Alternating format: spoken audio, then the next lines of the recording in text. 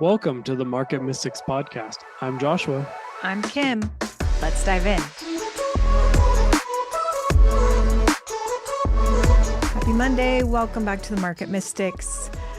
We have another really awesome guest today. He kind of needs no introduction. It's kind of a regular. He's kind of our most regular guest. And so I guess without... I'm the other Market Mystic. Yes, without further ado, we have Dr. Craig Farney with us back again today. How are you? Good. Good. Good. Would you like to expound on that? Yeah. Let me expound on that. I'm really good. Great. Amazing. Well, welcome back. Thanks. It's been a few minutes. We've probably gained a few listeners since then, so I'm excited to introduce people to you and the wisdom that you bring to the table. I appreciate that. I thought you almost went you were going to go the wizard route again, but you just went wisdom. Wisdom. And it took me by surprise. It did. Josh likes to call Dr. Farney his wizard. That's true. Yeah. It's because he uses magic and all sorts of things to heal people, and I think it's amazing. You're hilarious. You're using all these trigger words that are going to get listeners to just go, okay, I'm quick. Next podcast, please. We like triggers. If they're still with us, welcome. Yeah. I appreciate it. Okay, so about a month ago, maybe, Or more. I don't know when that was, Ish. we went to an open house at where you practice, Right. right? And you said, hey, I have more stuff to talk about. And we said, okay, come on. Yeah. And I told you I slept since then. I know. So So I'm going to start. Okay, it's going to get a little low and then we're going to come back up. Okay. So I would like to share about one of my brothers. And because we were talking about your last episode about immortality, and you were talking about, what was the concept you talked about? Deathless? Death being an environment of decay. Right. Yeah.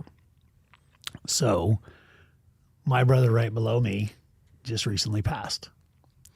And he was mentally challenged, mentally handicapped. And it has really impacted my life. It's funny because my dad passed 16 years ago. And I was impacted, but I not to this degree. And I'm really in the process of processing why I'm so impacted by it. And it's interesting to me how motivated I am, how I just feel this desire to honor his life, that he endured decay, especially mental decay. I can't even imagine what that would be like. And there's just this joy that he's free, that he's not bound by decay anymore, and that he's without limits. And so what's really interesting, so he passed on a early Sunday morning, very quickly. They said he was struggling a little bit. He kept getting aspiration pneumonia, and so they were at the point where they were just doing more palliative care than anything, and they gave him a shot of morphine, and he took one breath and he was gone. And so that night I was struggling to fall asleep, and for the 2 weeks prior I'd been thinking a lot about what would it have been like if he wasn't challenged. What if those handicaps weren't there? Would we have been friends? Would we have competed? What would our relationship have been like? And I just started talking to him, and he talked back, and not in an audible voice. It was in my head, but we had a conversation, and I shared this at the funeral, and I'm going to share it now for your listeners so they get to hear what I heard. So what was funny is he said, you're better at football and basketball and wrestling, and I'm better at golf and swimming and baseball. I didn't like the golf one because that's what I've been working on lately. And then he went on to say that my dad had greeted him. I had an uncle who was a quadriplegic, and he's already ran with him. My wife and I lost our very first child at 6 months to a genetic issue. He said he's held her and kissed her. And then I said, so what's God like? And he said, awesome. And he goes, and Jesus is not what you think he is, or what you think he's like. And then the Holy Spirit's amazing or something like that. And then he said, I got to go. And he was gone. And I knew he was off to his own celebration. And I said that's at the funeral too, it must have been a pretty good celebration, because the next few days I kept going, hey, you there? No answer. But it got me thinking about life beyond here and why we do what we do. And I think one of the things that really hit me, and I said this at the funeral too, is I came to realize he's kind of my hero. Mm. That I'm like, you endured. How? I don't think I would have the strength to do it. And one of the things that the pastor said, he used the reference of the first shall be last and the last shall be first. And it just kind of hit me on what we were talking beforehand off air of what's your rich life look like. And it's really got me thinking about what does it really mean to have a rich life? He brought joy to so many people. Mm. And I'm like, do I do that? Do I make people smile? How am I really impacting lives? Yeah, I'm the wizard and I help people with health issues, but am I really impacting their soul? Hmm. And I think that he did. He made people feel important. I think that's what I realized. I said he made me feel important. And he would call during all odd times of day, and I'm like going, oh, I don't have time to talk to you. And now it's funny how I'm like, I would like just one more of those calls. So that's kind of what's been on my mind and my heart. But it's really inspired me to live differently. I'm like, I want to live healthier. I want to make a bigger impact. So when you say you want to make a bigger impact and you want to know what it looks like to live a rich life in your life, what does that look like? Or do you know yet? I know partly. I know part of it is I like to think a lot. I like to ponder. I like to philosophize. And so that's I want to have time to be able to think and philosophize. And, if that's even a word. Somebody told me Einstein spent a whole lot of time just thinking. Mm-hmm. And I enjoy just thinking about life and thinking about the universe and thinking about how things work and why things are the way they are. It's interesting because I'm also kind of struggling through this aspect of what's the point? We do all this stuff for what? What are we really after? And so it's interesting because it also coincides with, I had a talk with somebody else that she does a podcast series called Untethered. And I really like that title. And one of the things she talks a lot about is finding your joy. And that's what we really live life for, is to find our joy or to be in our joy. And being able to stay in that, I think, is the key. So I think for me, what comes up immediately when you talk about what's the point is you first have to decide if the point of life is here on this earth or if the point of life is some type of a reward in a different life. That to me yields almost a different answer depending on what I'm living for. Kind of like we talked about before about, is it for here and now or is it for the hereafter? And right. Yeah. And, that's something that's probably been debated hotly in most religious circles is the afterlife. Yeah. Like what is life after this? Well, that's funny that you say that because I did forget to mention one thing that he did tell me, because as he was talking about all these things he was doing, I'm going, wait a minute, your body's still here. We haven't even buried your body. And he goes, I'm not bound by time like you are. I don't interact with it the same way. I already have it. Yeah. Yeah. Mm-hmm. So we tend to think very linear, and I don't think that's how existence really is. Mm-hmm. So I think even from an extremely practical place, it's often said that history repeats itself. right, And so I think even just from that very basic place, you could say that time isn't linear, it's circular. right, And, we've talked a lot about like leveling up our year and changing the way that we live our life right, each year so that because I look at it as almost like a spiral staircase, and I get to choose how many levels each year, or how many steps up or how many steps flat right, that staircase goes each year. right, And I think that's why you get stuck in patterns. right, But that to me that's the root of this question is, what's your view of life?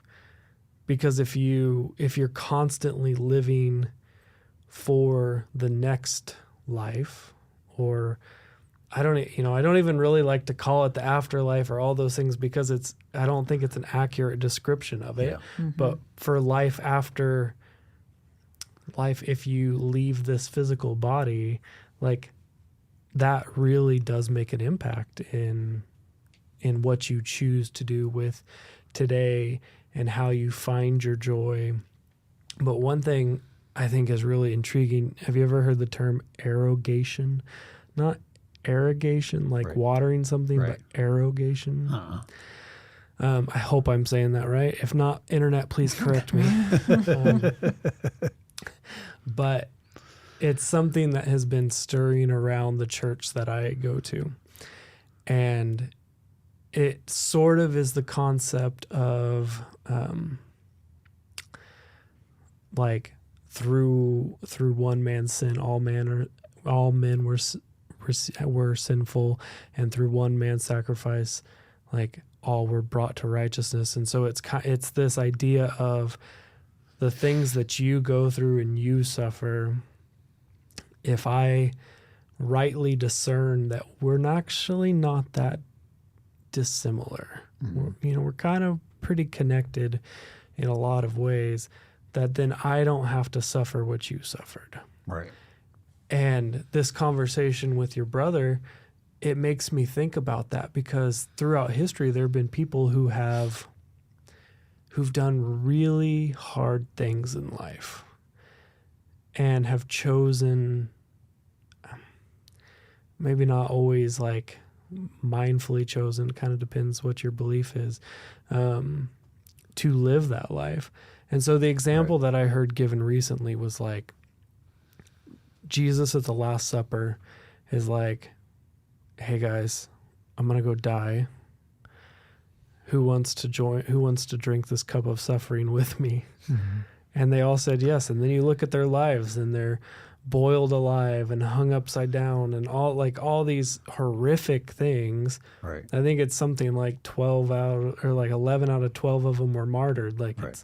it's a pretty astounding number of them. But they looked at it. I don't think they would have looked at it the way we might look at it. If they understood that what they were doing was paving the way for the next generation to do things differently, then all of their suffering was made worth it.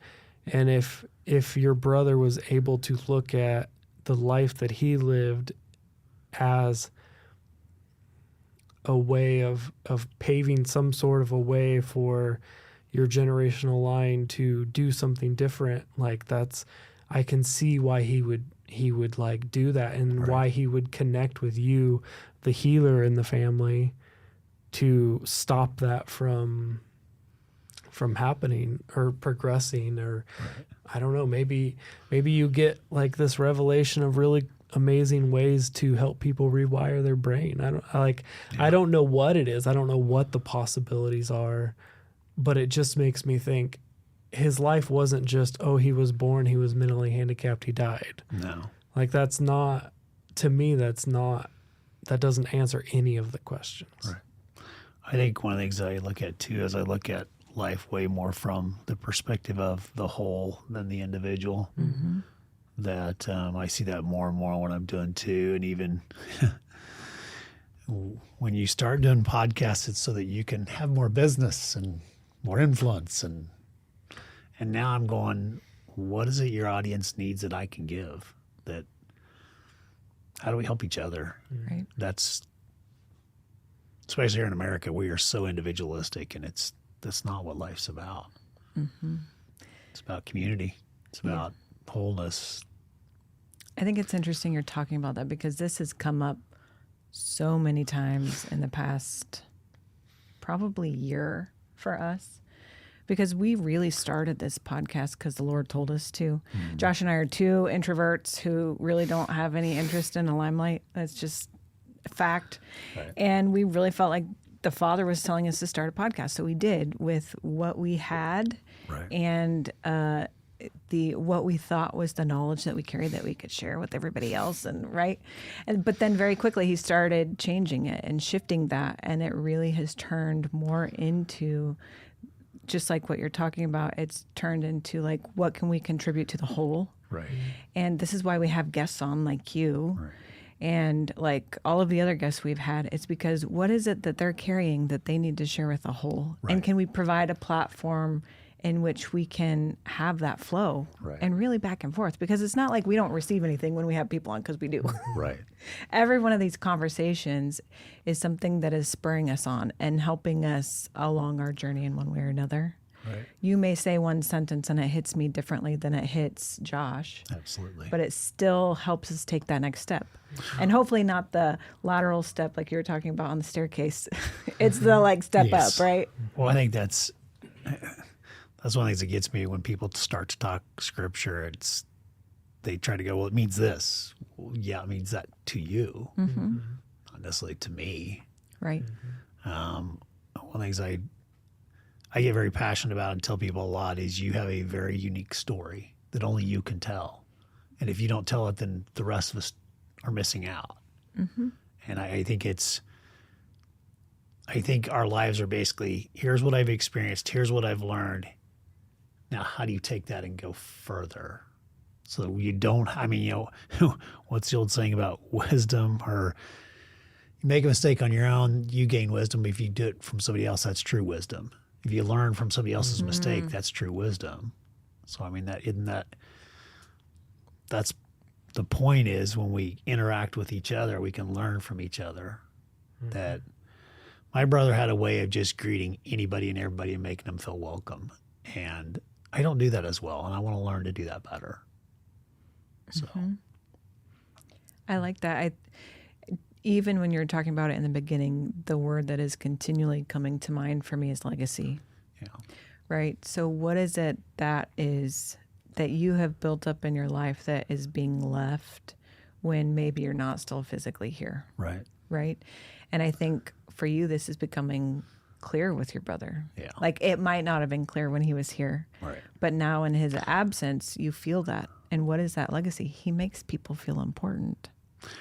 That's something else we've talked about too. This one aspect that does drive me crazy about life is you never appreciate something as much until it's gone. And you just, even as much as you do your best to think about it, and it's like, okay, yeah, I'm gonna. You don't. You don't until it's gone. Then, or you can't access it as easy. That's another point though. I think too is we could access a whole lot more than we realize. Mm-hmm. And that's where I'm learning to tap in a whole lot stronger than I ever did. Part of this comes even from what I do, though, because in what I do, you really have to trust your intuition.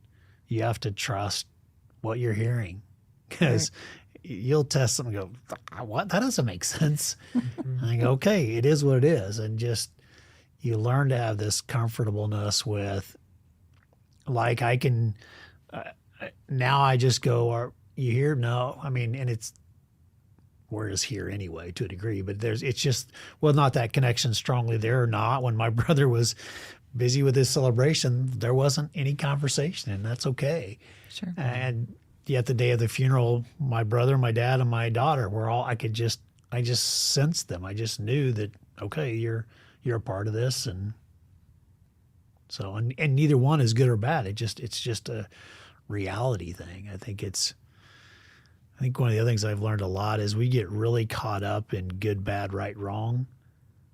And I don't think that exists like we think it does. Right. I think it just is. And the question is, what do you do with what is? Right. So. I think that's a good question. It's funny because we've also been talking a bit about that and really kind of polarities that wind up showing themselves. And then we think we have to pick a side. Right? Like we either have to be way over here or we have to be way over here. But what if we're in the middle and we exist for the whole? Well, why can't we just say, here's what I think, feel, and believe? Oh, here's what you think and feel and believe. That's interesting. I never thought about it that way. We don't have to fight or disagree or argue. It's just, they're just different. It doesn't mean it's good or bad, right or wrong. They're just different. It's so, I think we take that stuff so personal and make it so much a part of our identity. It's not our identity. It's just what you think, feel, and believe. And even that, why do you even think, feel, and believe that to begin with? So much of it's what you were taught, not what you really actually believe yourself. I totally agree. I was just having a conversation this afternoon with my 17-year-old son, and I've really started to realize that I'm in this place in my journey where I want other perspectives. Like, I want it so much. Like, please come at me and disagree because I really want that. It challenges me in what I believe.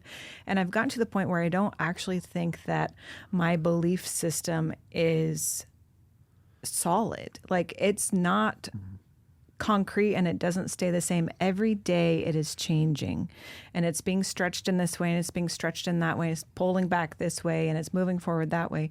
But it's constantly moving and evolving. Right. But without those challenges from the community around you, it's really hard to make those moves on your own. Absolutely. And so I've just gotten to the point where I really do like it. Some of our best conversations are when we don't agree on things. Right. You know what I mean? But absolutely. it helps me grow. Right. And we may not wind up agreeing about it, but it helps me figure out, am I going this direction? Am I going that direction? And it's okay that you don't agree. You don't have to, because we each have different experiences that are going to add a little nuance to that that the other doesn't have, and that's okay. And I think the other part too is we get so hung up on, we allow words to mean certain things that they don't mean the same in our vocabulary. I mean, we got to realize too that none of us speak the same language ever.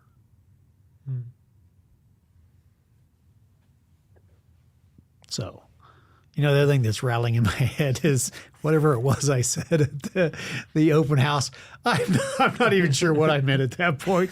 I'm trying to go, okay, what new insights did I have back? That's all right. If it's supposed to come up, it'll come up. And if it doesn't, it doesn't. I have two questions that came to mind. The first one is just, what do you think it is about human nature that wants to be right and is almost scared to be wrong? Because I think that tends to be why we fight over beliefs or things, is because there's a fear about, what if I'm wrong about this? Like, what do you think? Where's that rooted? I think it comes back to what I think the basic issue with mankind is: I'm not good enough. Something's wrong with me. But if I can prove I'm right, then I'm at least better than you. I'm good enough to outwit or out argue or whatever. To me, when you're good enough within yourself, you're not so strongly bound to your beliefs. Yeah. It's interesting you answered that, because in my head it was what seems like exact opposite. So I was thinking it's pride. Yeah. But are they even exact opposite? So I go back to the polarity thought, right? Like, is the thought of not being good enough and pride actually more closely related than we actually think they are? They are, because it's the flip side of the same coin. Right. You either think too lowly or too highly of yourself, instead of thinking rightly of yourself, as I think somewhere in the Bible, I think it says something about that. Probably. I think that's a tricky thing, though, too, because it's easy to go the other way as well. It is. And my mom and I have this conversation a lot, because my mom grew up with this idea: you have to be humble, don't think more highly of yourself than you ought. And I think that almost just pushes it the other way. That you think more low of yourself than what's reality. Because if you can just, what is real? I think that's something I find myself in my belief system too, going is not what have I been taught, but what is real? How do I get at that? Yeah. Yeah, I've been drawn to recently one of the commandments is love your neighbor as yourself. And we like to say this, and this is how we should treat people, except that I don't know how many people are actually addressing how to love yourself in a healthy way, right? So if we operate in this way where we either think way too highly of ourselves than we ought, or we think that we're garbage, then how are we loving our neighbor? And why are relationships so strained, except that we're loving them like we love ourselves? Yeah. We're obeying that command one way or another. We are. It just is not the ideal. And I think that's one of those things that we also need to really get to. And this is why that balance is so important. Because we've got to be able to learn how to love ourselves in a healthy way so that we can then turn around and love one another in a healthy way. And then this community thing, like this whole church, the ecclesia, all of that starts functioning and thriving in the way that it should. And then we can have those conversations where we disagree, and it doesn't have to be the end of the world. And it doesn't have to be the breaking up of some relationship and like, okay, you go your way, I'll go my way, here's the wall. Right? So we start actually, I don't know, I just visually in my head, I see it more of like this swirling ecosystem where people are feeding off of one another and not in a cannibalistic way, right? But in this like, in this very healthy, like, let us spur one another on, and we're all advancing. And we may not all have the same opinions and the same viewpoints and the same perspective. We may not have the same way of outworking. We may not have the same functioning. We may not have the same purpose or calling. But it's fine because we're all working with one another and can see that value.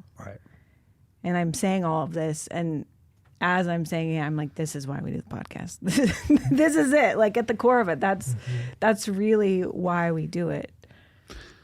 It's funny because he didn't say love yourself as your neighbor. Right. There's a reason he put it in that order. And all I do, it all comes down to that one thing, because what I see in people's faces, you don't love yourself, not fully. And until you do, you can't be well. How would you even expect to be well if you're not loving yourself? It's not possible.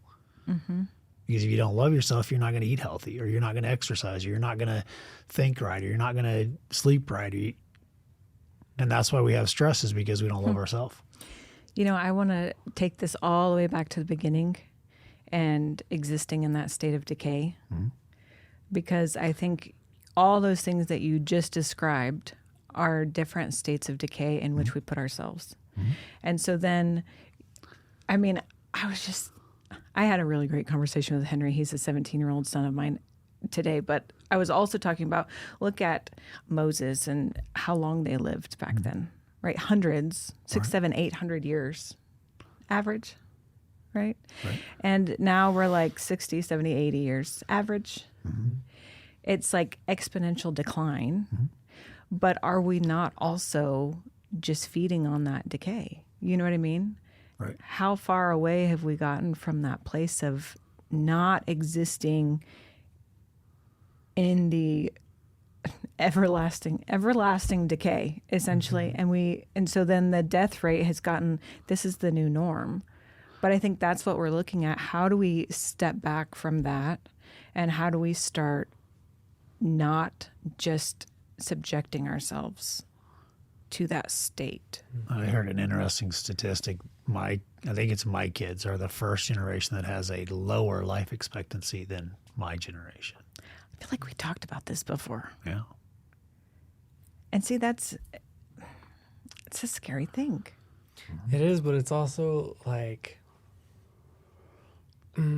it just really makes me like ponder, because at the same time, yeah, if you look back thousands of years, our life expectancy is significantly declined. But if you look back a couple hundred years, then there's actually like a huge increase in like infant life and all these other metrics, like more people have food, more people have shelter, more people have basic needs than they did 100 years ago. And so it's kind of interesting because, you know how it's like, I've heard the statement, all statistics are made up. 100% of all statistics. 100% of all statistics are made up. And it's kind of just the point of like, I heard a researcher say that he went to Harvard and he's like, I became a lawyer and I realized that on one side of the table was lawyers from Harvard arguing a point with their professionals, with their scientists, with their experts. And then the other side of the table was lawyers from Harvard arguing the other side of the point with their professionals and their experts. And it was like, it just depends what side of it you're looking from. Like, you can prove whatever you want. Yeah. And I think that that's really intriguing because to some aspect, is there a decrease in some aspects of life? Sure. But on the other hand, is there also increases? And yeah. And I just think that that's a really important thing to ponder on because I think you tend to attract what you focus on. And if your focus is on the state of decay, if your focus is on, well, I woke up this morning and my back hurts and, you know, I'm sore and blah, blah, blah, which was me this morning, then like that is you're putting your focus, your energy into that being the thing. But at the same time, can you allow that to exist as something you're currently experiencing, but find something that isn't in a state of decay to give your energy to? Such as? I mean, in my life, I wake up every morning extremely thankful to be married and to have a really good marriage. And so, like, can I, and I just, like, this is something I'm wrestling with in myself is how, because there is a belief system that just says, I'm going to ignore the part that's not functioning. And I'm only going to, I'm going to tell everyone that it's working properly. Right. I'm just going to speak life over it. Okay. Well, your body knows that you're lying. Mm-hmm. Your body knows that part hurts. And so you're creating separation within yourself because in order to not feel that way, your body has to cut off from that part of your body. And so this is something that I've been pondering and working with in myself is how do I allow that to be a real way that I'm experiencing life at the moment, but not energize it to where it becomes the priority or the focus or these other things. And it makes me think of like this conversation with your brother. Was it real that part of his body wasn't functioning the way we would say might be optimal? I don't even know that I want to say he wasn't functioning optimally for himself. I don't know. Not entirely sure how that works. But by most modern metrics, not functioning optimally for himself. But clearly there was part of him that was functioning so well in all these interactions and life that he brought to people. And so I'm just like, I look in myself and I'm like, I want this to come up to the level that this is at, but I don't want to totally ignore it, but I also don't want to put so much energy on it that I shift the scales further in that direction. And I just think, like, I'm just curious, like you do a lot of work with energy and you talked about intuitiveness. Like how would you approach that? So first of all, one of the things I would remind you of that we've talked about. And exactly. Because if you put but in there, it changes the dynamics between those two things and allows both to exist. And then I get him and gives choice, but forces a choice, if that makes sense. So I pay a lot of attention to the words I use. I'm going to ask this question of you, because this is part of what I'm pondering as I'm having this conversation with my brother and all this is, what is the truest essence of myself? If we're going to say everything in life is energy, okay, what is it that makes me? Because obviously for my brother, it's not just his physical being, because that's dead. It's depending on how long it stays there, will decay and all that type of stuff. So what is the truest essence of, if you're talking about giving your energy into somebody else or giving yourself into something else, well, what is it that you're actually giving? Energy, Okay. I guess. So, But what makes it your energy versus my energy? And how can he discern that it's his brother and not something else? Like, what are the identifiers? Yeah. Is that what you're asking? That's what. I mean, yeah, it's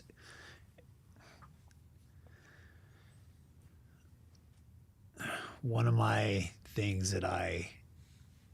greatest fears when I grew up was eternity being boring. And I think we've talked about this, and I've been able to kind of rectify it in my own mind, because to a degree, boredom is an aspect of lack of focus. When you can't focus, I mean, think about, you get engaged in something and time doesn't exist. All of a sudden, you're just so into it. And so, as I'm doing this, I'm going, one of the things we've talked about too is, to me, if I'm going to face a fear, you take it all the way out to its end point. So, okay, what if I'm in eternity and I'm bored and there's never going to be an end? And can you take me out of existence? And then, wait a minute, do I like that thought either? You know, it's just, and I'm going, well, because the other, I've thought through too is, what if we're just energy, what if the energy just recycled and now I become a different somebody, kind of like, people believe in reincarnation. Well, what if that's how it works? If we're going to allow our belief system to be moldable and malleable, what if? And you can start to ask those questions. And I'm like, okay, well, what if it is? Then what? Because at the end of it all, it's still, I come back to the same point, is no matter what it is, you figure out how to deal with it, for lack of a better term. So don't you think that that's been a big part of humanity's question in life, is simply, who am I? Yeah, absolutely. Like, from, you look at it, I don't know, maybe you can go clear back to Adam and say that the choices that were made were simply because he didn't know who he was. Because if you look at it, I mean, if you just look at that story and you take it at its face value, what's he tempted with? To be something perceivably higher than he already is. Right.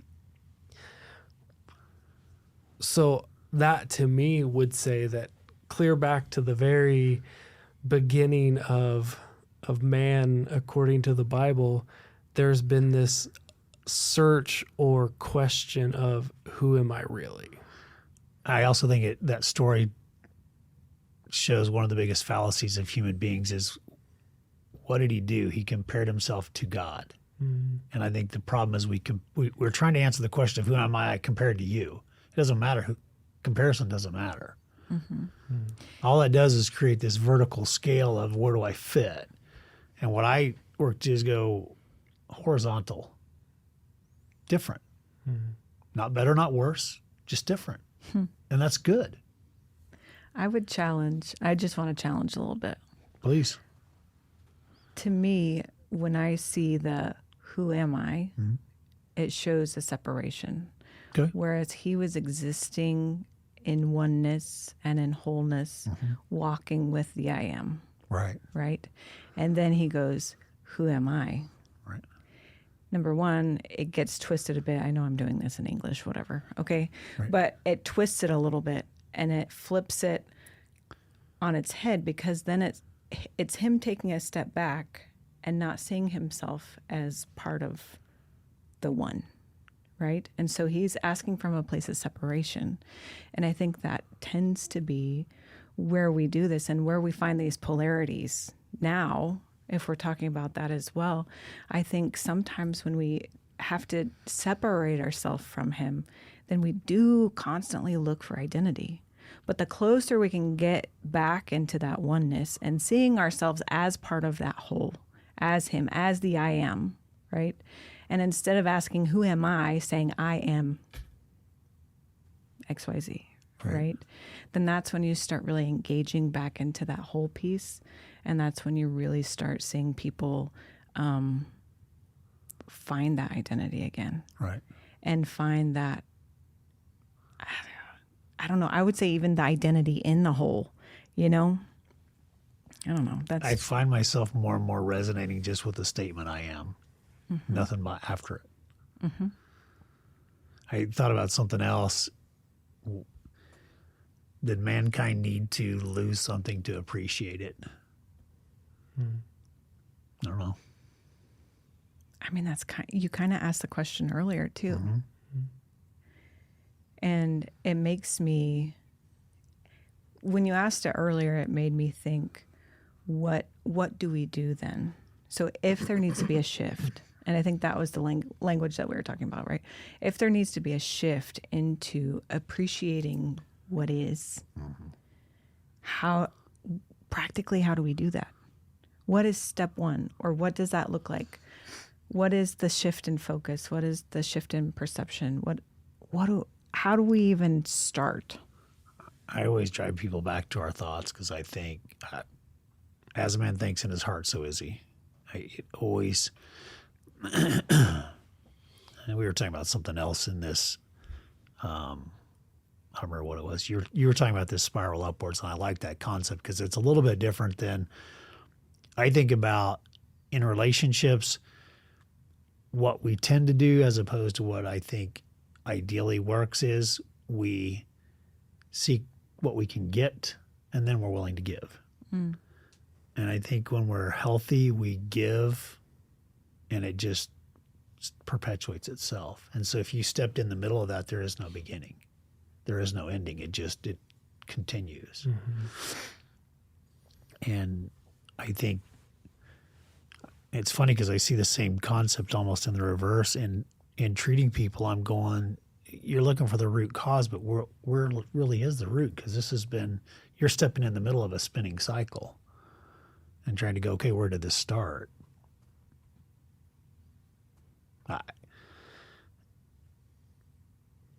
Whatever is not love is unhealthy. I mean, it's really that simple to me. And it goes back to when you talked about love of self, I think it gets tricky because then we tie in that humility. Well, if I love myself, then I'm not being humble. That's not the point. Because if you truly love yourself, you're not selfish. Right. All you want to do is give to other people. Because you don't find yourself to be lacking. No, exactly. Right. Exactly. And it's because we're lacking that we become selfish. Oh, I love myself so much, I'm going to give myself this new car. That's not love.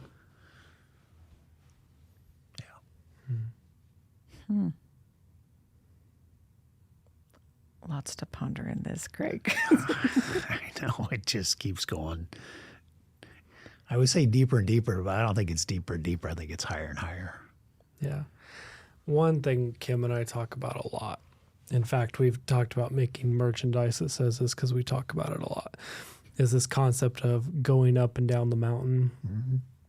And on the way up the mountain, you're being stripped of your identities and all these things. And you get to the top of the mountain and it's just pure oneness. It's spirit, energy, whatever you want to call it. Right. And then on the way down the mountain, you're picking up some of those things again. You're gaining definition again. And my personal belief in this moment, subject to change by the time this episode releases, is that the bottom of the mountain is where we were made to live. And I think it's really important that the energy that you express as is different than the energy that I express as. Okay. And I heard it put this way, like someone said, the church is trying to make a bunch of clones of Jesus, but I love Jesus so much that I want to be fully me and not be him. Okay. And that can, there's lots of ways you can look into that, but I think at its simplest was he provided this form and this function, and your form and function in the earth is different. Probably.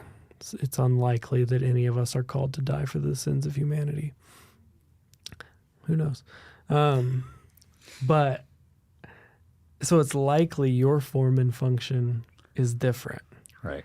And if you're constantly trying to be something you weren't made to be, then you're always going to feel that lackingness, I think. Yeah. And so I think the way I look at it is it's super important to take that journey up and down the mountain, maybe daily. Like maybe strip all of your identities daily and go to this place where you are in total oneness with the creator and creation. And maybe there's maybe that separation doesn't even exist. It's just you're in oneness. And Probably then more awareness than anything. And then come back down into, oh, this is who I need to be today in this moment. This is how this energy needs to express itself for like wholeness to come in somebody else. And I think it's no accident that we're recording today. And so maybe there's a piece of the energy that you were carrying that comes in and balances some energy that was off in me. And there's something I'm carrying that comes in and balances you. But if we don't go back up to that place of oneness and come down fresh every day, then I'm still carrying yesterday's expression of who I am and the energy. And it's not like there's gonna be a dissonance because that wasn't what was needed today. One of the things I've been saying lately is I think our primary purpose is to learn to resonate with God, to resonate that same frequency. And what I think of is you talk about, you go up the mountain and everything's stripped away. And really when you're at the top of the mountain, you're resonating in the same resonance. And you talked about coming back down and picking stuff up. What if the point is to bring something back down as opposed to pick something back up along the way? Yeah. It's like, oh, I learned this next part of how to resonate better.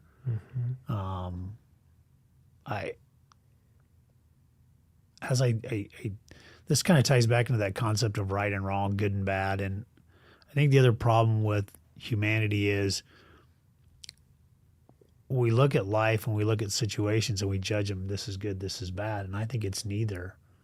I think it's how do you resonate love in that set of energy frequencies, as opposed to it, it's good, bad, whatever. Well, and there's probably energies that are easier to find the resonance of love Absolutely. in. Yeah. That's also who wants things to be easy. It's the tough ones that I can go back to my brother. It's easier for me to, deal with stresses and all that. I like him going, how did you do it? So the coolest thing to me of having the conversation is I didn't feel any limitations in that conversation with him. It was like, wow. It's gone. It's out of the way. It's whatever purpose it served its purpose. So, and I do kind of think like you that, I think he chose it. He knew ahead of time somehow. I don't know how that works, but yeah. So that ties back into the question you asked too. Then his life, was it decay, or was it intentional decay? I don't know.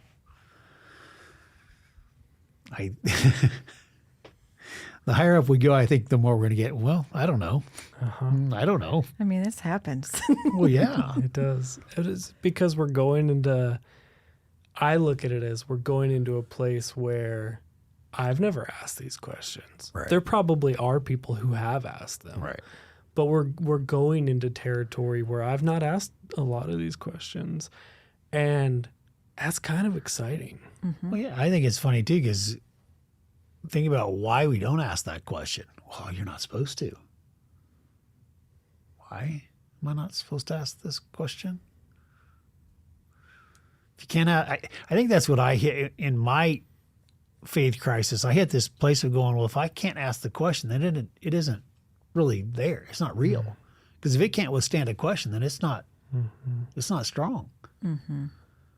So I'm like, I'm going to push in as many ways as I can. And it's still challenging. It's funny how I think the most challenging aspect of life is what happens before we're consciously aware. Because you are preloaded when you start to become conscious. You have this framework that you live within or operate out of, or you put all these experiences in and go, well, wait a minute, this doesn't fit. What do I do with this?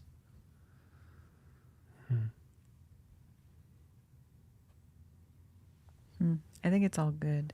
Honestly, I think there's so much value in seeking. And I think in scripture, it's written out very clearly, like, seek and you'll find. Right? So let's ask the questions. Mm-hmm. Let's not think we have to have all the answers, but actually go find them. And I think, just like we were talking about, this is why asking these hard questions is important, because then it makes you go, and then you need to deal with it. And you might chew on it for a while, and you might wrestle with it for a while. You might also get an immediate answer and move on. I don't know. Right. But can you be continually seeking? Yeah. I like the Bruce Almighty and Evan Almighty shows, because it kind of, I was trying to remember if he said something to the effect of, can I ask questions? Go, yeah. I mean, I think we think God's going to be mad if you ask a question. No, he's not. Right. I mean, I think that's what I finally hit one time too, is I'm going, you think he doesn't actually already know? I mean, you think you're hiding something? Right. You're only hiding it from yourself. So I'm like, you might as well just be real. In fact, that kind of took me into some interesting conversations with God that I'm like, oh, I didn't think I was supposed to do that. I've done that too. Yeah. I think it's important. And I think what that shows is actually intimacy. Yeah, I would agree. Because you're way more likely to ask someone a challenging question out of relationship than not. And it's going to come across not accusatory. Right. You see right now, like on the internet, you get a lot of keyboard warriors sitting on the other side of the country or world, and they're asking hard questions that they're wrestling with. Right.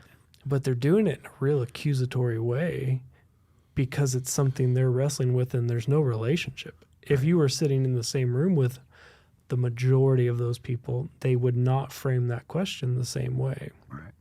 And that's just relationship. Yeah.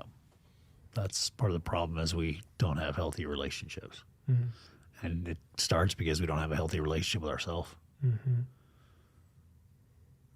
So, because if you don't have love for yourself, then what do you have? And that's what comes out of you. So. True.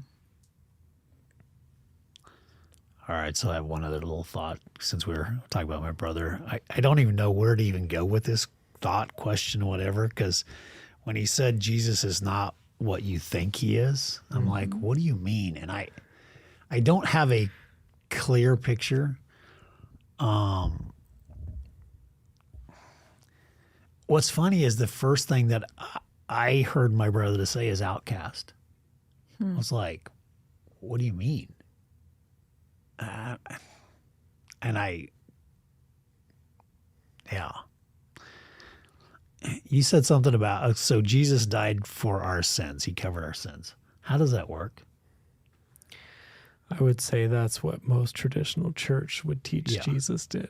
Right. Well, we probably had this conversation before. How is that? That's one of the things I've always struggled with in my concept of Jesus. I'm going, how does you dying make what I did change? It doesn't. Well, kind of the concept I got is, what if he absorbed all of the unhealthy energy of what we did? Yeah. I think the way I would frame it is his death. I look at life as a scale, and you're seeking a balanced scale. And when you get to heaven and you go to the judgment seat, they're looking to see if your scales are balanced, if your conscience is clear. Right. And I think what he offered was innocent blood, which is the most valuable thing in the world, which I also think is why largely in the world it is one of the most abused things in the world, is because all creation recognizes the value of innocent blood. And I think what he offers you is innocent blood that, if you allow it to, will balance the scale in your consciousness. I don't think you have to allow it to, because I'll speak for myself. I hold on to lots of things that the Bible says I'm forgiven from. Right. Because I've not allowed that to I've tried to put something on the other side to balance it out. Right. But it's never possible. I'm never going to get there. And so I think what he offered us was, I heard someone say, it's the cross that justifies. It's the cross that brings balance to your life. And, like you said, absorbs the negative energy. Yeah, I think that's just another way of saying that same thing.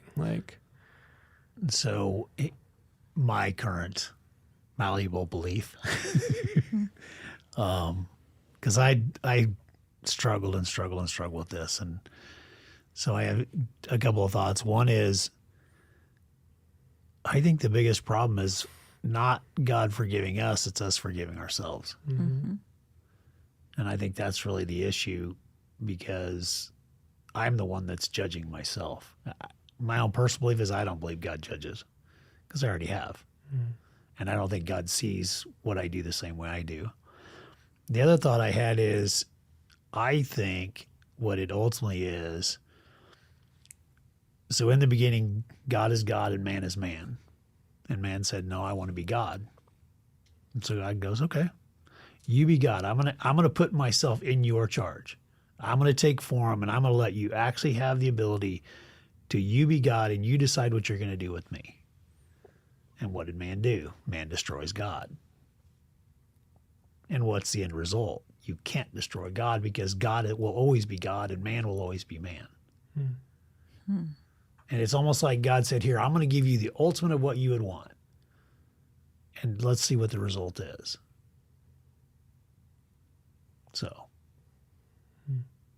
just my thought.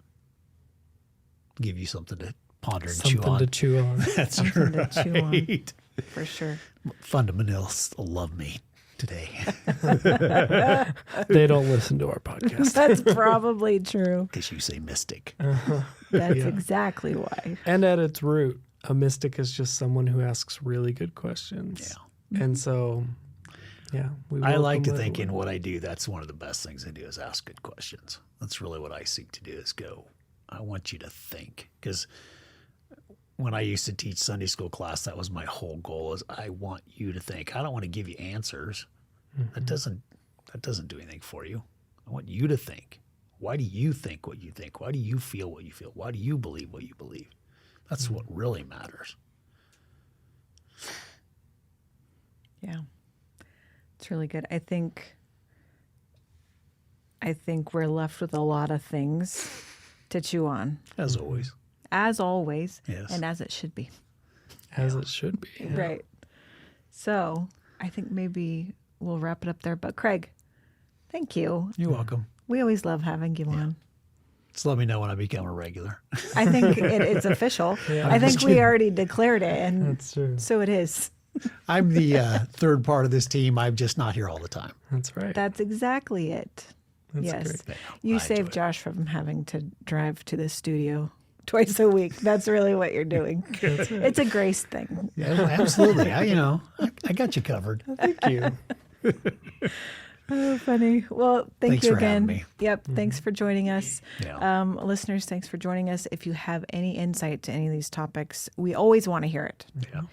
And if you want to reach out to Craig, we'll put something. Yeah. We'll put something in the show notes so that you can There get a you hold go. of him, or you can get a hold of us, and we'll Yeah. get you Pass connected. on your questions. Right There on. you go. Yeah. So until next time, we'll see you. Thank you for sticking around. Listen for new episodes every Monday and Thursday. Find us on all social media platforms by searching for Market Mystics. Don't forget to follow and subscribe. Visit upperroomcd.com where you can find more information about the hosts, projects, and guests.